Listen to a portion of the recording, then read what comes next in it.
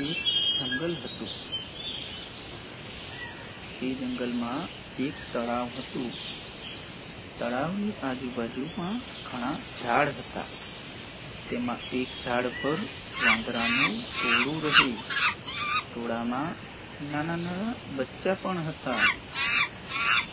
વાંદરાઓ આખો દિવસ ફળ ખાય અને ઝાડ પર કૂદાકૂદ કરે.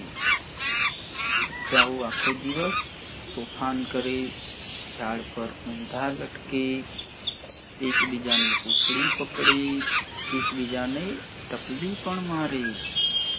એક દિવસની વાત છે. પૂનમની રાત હતી.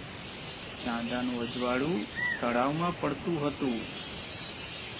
બધા વાંદરાઓ ઊંઘતા હતા. એક વાંદરાના બચ્ચાએ તળાવમાં જોયું. તળાવના પાણીમાં ચાંદા મામા દેખાતા હતા.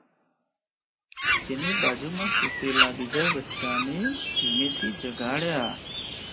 બચ્ચાને થયું, આ તો કોઈ ફળ છે, પણ ફળ તો પાણીમાં હતું, તો આ ફળને બહાર કાઢવું કઈ રીતે? એમાંથી એક બચ્ચાને યુક્તિ સૂજી.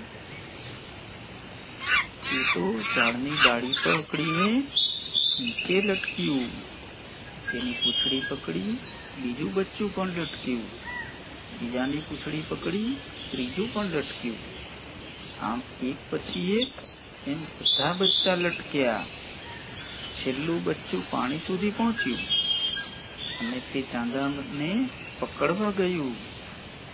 હજી તો ચાંદો પકડ્યો નહોતો